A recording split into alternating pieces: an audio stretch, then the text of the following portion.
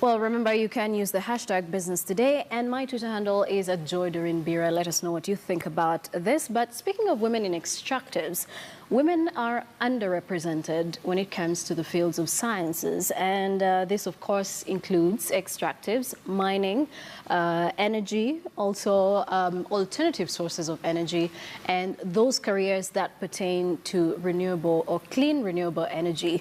And so to help us understand why, we are joined by Dr. Eke, who is the former Vice President and Group Managing Director for Schlumberger Oilfield Services in West Africa, and he is also the Chief Executive Officer of the Spring Rock Group.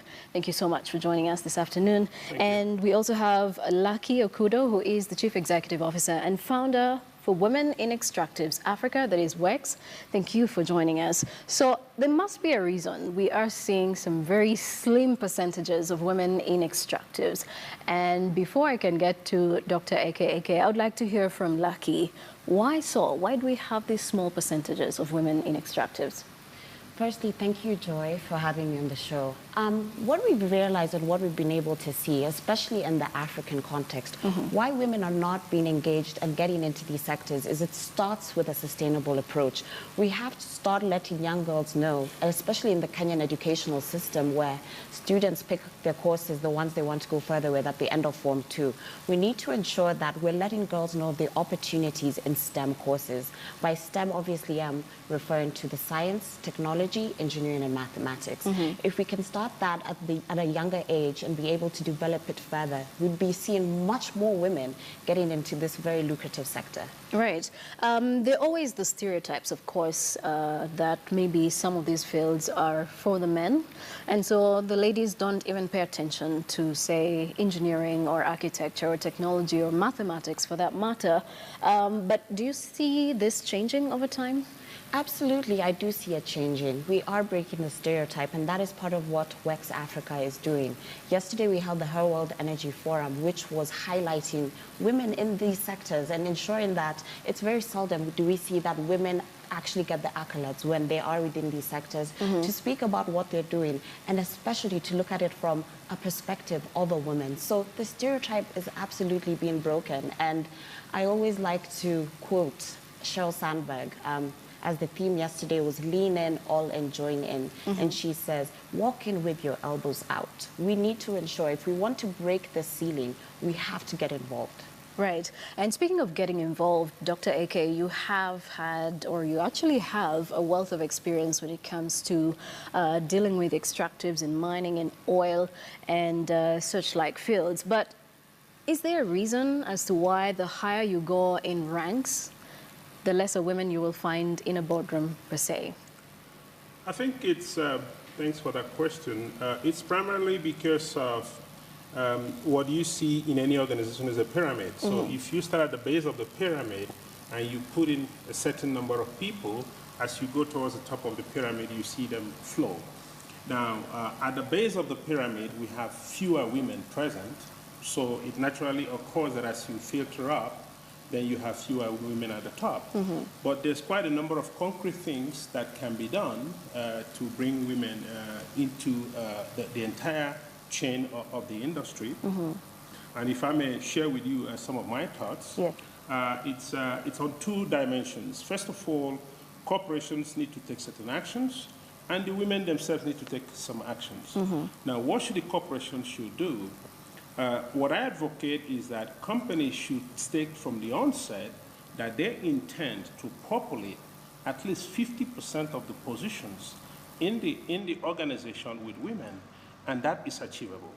When you start with such a goal, then you have to work towards it. You need to go out there and recruit females. There are a lot of good female engineers and scientists.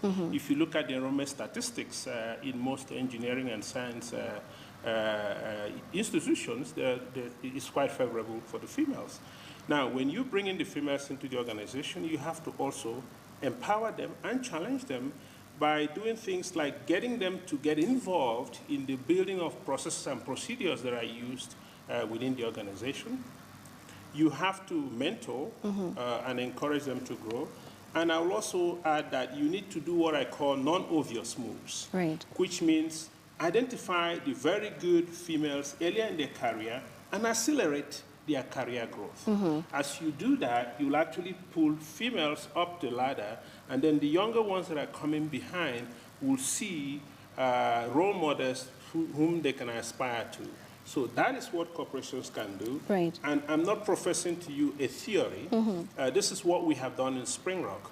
We set out when we started our business to say we will have women occupy 50% of the positions that are either office or shore-based, and in all cadres, including technical positions. Currently, 2 years into the game, we are at 40% plus, and we anticipate in another year or two we'll exceed 50%. So it's doable. So there's this perception that women who are in the sciences and extractives, when they take time off and come back to work, it's very hard for them to be reconsidered back into the workforce, say after maternity leave, and so it actually takes them longer to cope after that. But is this just a stereotype? Is it just a perception, or is it just the reality? Well, there's a little bit of reality to that, but again, it goes back to what I said earlier on. If an organization takes a stand and say, this is what we're going to do, then you create the enable circumstances that enables that to happen.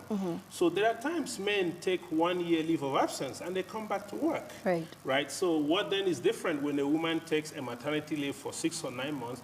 Why should she not come back to work? As long as she's still willing to continue with that. And also you see that there are times when the woman may come back to work. At the initial phase, you may have to have some flexibility in terms of what she's engaged in and working hours. And then you ease that out and go back to the normal, if you like, routine down the road. So it's really a question of corporations taking a position and saying, we are going to make this happen. We will encourage it. We'll create an enabling environment. We'll encourage the females, and then this will happen. Great. Lucky, we have the gender role in Kenya, partly implemented, partly not. Do you think this is even helping at all to encourage women to take up these positions, or you think it's just our fault that we're not going in for these fields or career opportunities? Well, Joy, the way I look at it is 30% doesn't equate the number of women who actually are in this country. We are 50%. Yes, we're making strides to gender parity, but we definitely have a long way to go. So what I see is with having different women playing different roles, such as the women representative role that was created within the last election in 2012, that is empowering women. And we are now seeing women who are running for political seats that prior were not seen that they would be able to actively engage and get, such as governor and senator. And so the spur is there, and women are fighting to make sure they do put their best foot forward to fight gender parity. All right. So finally, I would like to hear from you. What are the short-term solutions and long-term solutions to ensuring that we are seeing more and more women from younger ages getting the interest, picking it up in the fields of science, technology, engineering, and extractives? Doctor. Well, in the short term, we need to ensure that, like Lucky mentioned earlier on, that we highlight at the very early stage and encourage girls to take up more studies in the sciences. That's one. Corporations have to take a position on what they have to do and how they're going to do it. We also need to encourage the females themselves to go out there and seek for these positions. You know, there are unique strengths that women bring to a work organization. Women are known to be very good in multitasking. They are known to be very good in networking and problem solving. Now, men tend to approach things from what I call the brute force approach, but women do things in a more subtle manner and do it properly. So there are skills that women have they can bring to bear. So the women need to also go out there. And I think one other thing that needs to be done to hopefully wash away the stereotypes is to educate men who are business leaders on the value and the capability that females bring to the organization.